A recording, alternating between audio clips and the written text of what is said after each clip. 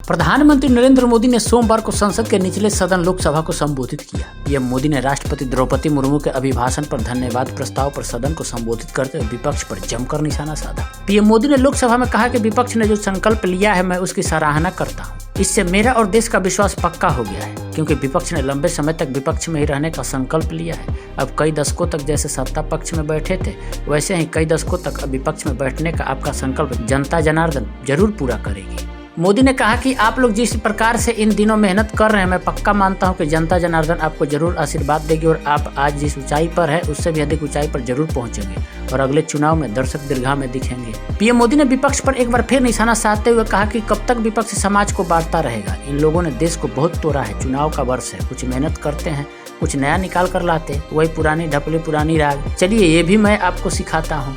मोदी ने लोकसभा को संबोधित करते हुए कहा कि कांग्रेस को एक अच्छा विपक्ष बनने का बेहतरीन मौका मिला था। 10 साल कम नहीं होते, लेकिन उस दायित्व को निभाने में विफल हुए। जब खुद विफल हो गए तो विपक्ष में कुछ अच्छे लोग भी हैं, उन्हें भी उभरने नहीं दिया, क्योंकि उनकी छवि उभरेगी तो किसी की छवि दब जाएगी। एक प्रकार से इतना बड़ा नुकसान कर दिया, खुद का भी और विपक्ष का भी, संसद का भी और देश का भी। इसलिए मैं हमेशा चाहता हूँ कि देश को एक स्वस्थ अच्छे विपक्ष की बहुत जरूरत है। प्रधानमंत्री मोदी ने कहा कि देश ने जितना परिवारवाद का खमियाजा उठाया है, खुद कांग्रेस ने भी उसका खमियाजा उठाया है। परिवारवाद की सेवा तो करनी पड़ती है। खड़गे इस सदन से उस सदन में चले गए, गुलाम नबी तो पार्टी से ही शिफ्ट कर गए। ये सब परिवारवाद की भेंट चढ़ गए। एक ही प्रोडक्ट बार बार लॉन्च करने के चक्कर में अपनी ही दुकान को ताला लगाने की नौबत आ गई। पीएम ने कहा कि देश परिवारवाद से त्रस्त है। विपक्ष में एक ही परिवार की पार्टी है। हमें देखिए ना, राजनाथ जी की पॉलिटिकल पार्टी है, ना अमित शाह की पॉलिटिकल पार्टी है। जहां एक परिवार की पार्टी ही सर्वे सर्वा हो, वह लोकतंत्र के लिए ठीक नहीं है। देश के लोकतंत्र के लिए परिवारवादी राजनीति हम सबकी चिंता का विषय होना चाहिए। मैं किसी परिवार के 2 लोग प्रगति करते हैं, उसका स्वागत करूंगा, लेकिन सवाल ये है कि परिवार ही पार्टियां चलाती है। ये लोकतंत्र का खतरा है। हम कहते हैं मेक इन इंडिया, कांग्रेस कहती है कैंसिल। हम कहते हैं संसद की नई इमारत, कांग्रेस कहती है कैंसिल।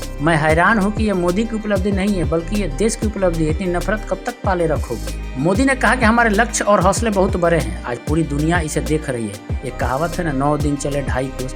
ये कहावत पूरी तरह कांग्रेस को परिभाषित करती है। ये कांग्रेस की सुस्त रफ्तार का कोई मुकाबला नहीं। आज देश में जिस रफ्तार से काम हो रहा है, कांग्रेस सरकार इस रफ्तार की कल्पना भी नहीं कर सकती। हमने गरीबों के लिए 4 करोड़ घर बनाए, शहरी गरीबों के लिए 80 लाख पक्के मकान बने।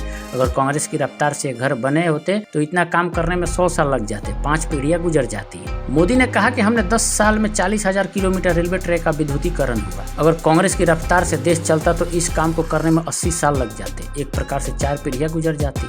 हमने 17 करोड़ गैस कनेक्शन दिए। अगर कांग्रेस की चाल से चलते तो एक गैस कनेक्शन देने में 60 साल लग जाते। 3 पीढ़ियां धुएं में खाना पकाते पकाते थक जाती। हमारी सरकार में सैनिटेशन कवरेज 40% से 100% तक पहुंची है। कांग्रेस की रफ्तार होती तो ये काम होते होते 60 से 70 साल और लगते और कम से कम 3 पीढ़ियां गुजर जाती, लेकिन फिर भी गारंटी नहीं होती। उन्होंने कहा कि कांग्रेस की जो मानसिकता है उससे देश को नुकसान हुआ है। कांग्रेस ने देश के सामर्थ्य पर कभी भी विश्वास नहीं किया। वे अपने आप को शासक मानते रहे और जनता जनार्दन को हमेशा कमतर आंकते रहे। मोदी ने कहा कि लाल किले से प्रथम प्रधानमंत्री नेहरू जी ने कहा था कि हिंदुस्तान में काफ़ी मेहनत की आदत आमतौर पर नहीं है। हम इतना काम नहीं करते थे जितना कि यूरोप, जापान, चीन, रूस या अमेरिका वाले करते हैं। ये न समझिए कि ये कौमें जादू से खुशहाल हुई, वे मेहनत और अक्ल से हुई है। मोदी ने कहा कि नेहरू जी भारतीयों को आलसी समझते थे। इंदिरा जी की भी सोच कोई अलग नहीं थी। इंदिरा जी ने कहा था कि हमारी आदत यह है कि जब कोई शुभ काम पूरा होने को होता है तो हम आत्मतुष्टि की भावना से भर जाते हैं, और जब कोई कठिनाई आ जाती है तो ना उम्मीद हो जाते हैं। कभी कभी तो ऐसा लगने लगता है कि पूरे राष्ट्र ने ही पराजय भावना को अपना लिया है। ये सोच है इनके हमारे देश के भारतीयों के प्रति। पीएम मोदी ने कहा कि कांग्रेस खुद को शासक समझती है, वो एक परिवार से आगे सोच नहीं सकती। कुछ दिन पहले भानुमति का कुनबा जोड़ा और अब अलायंस का अलाइनमेंट बिगड़ गया है। इनको एक दूसरे पर भी भरोसा नहीं। हमारा पहला कार्यकाल इनके गड्ढे भरने में लग गया, दूसरे कार्यकाल में नए भारत की नींव रखी। कांग्रेस की मानसिकता से देश को नुकसान हुआ है। पीएम मोदी ने कहा कि सांसदों की ताकत से 370 खत्म हुआ। हमने 370 खत्म होते हुए देखा है। अंतरिक्ष से ओलंपिक तक नारी शक्ति की गूंज है।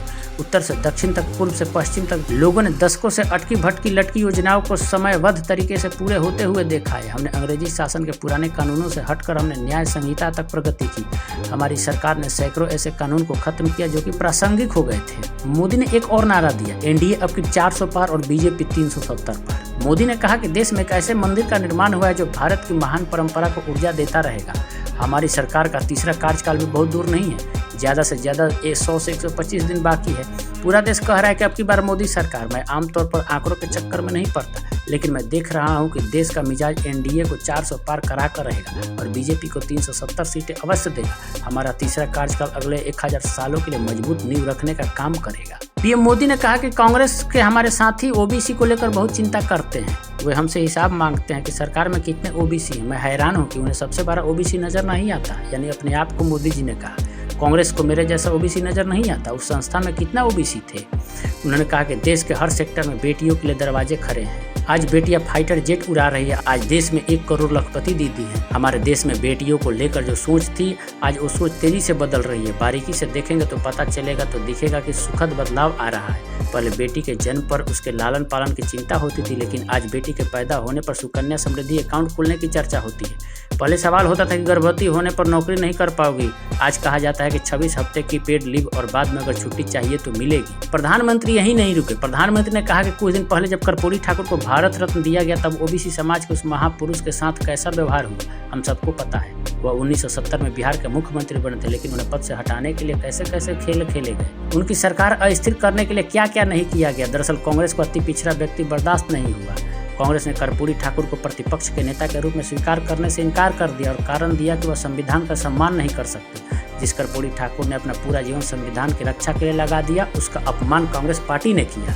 कांग्रेस ने किसानों के नाम पर घड़ियाली आंसू बहाए। मोदी ने कहा कि कांग्रेस के शासनकाल में किसानों को हाशिए पर डाल दिया गया था। उनके नाम पर कांग्रेस ने सिर्फ आंसू बहाए, कुछ नहीं किया। हमने किसानों के लिए कई महत्वपूर्ण योजनाएं शुरू की। हमने 1.25 लाख रुपए से अधिक का दलहन और तिलहन खरीदा। कांग्रेस ने पीएम सम्मान निधि का मजाक उड़ाया, लेकिन हमने किसानों के लिए धरातल पर काम किया। कांग्रेस ने अपने शासनकाल में मछुआरों का जिक्र तक नहीं किया था।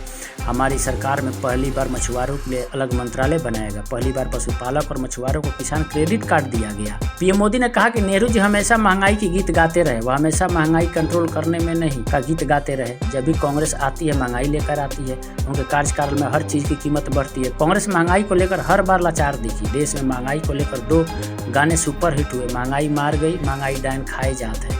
ये दोनों गाने कांग्रेस के शासनकाल में आए थे। यूपीए कार्यकाल में महंगाई डबल डिजिट में थी। हमारी सरकार ने महंगाई को नियंत्रण में रखा है।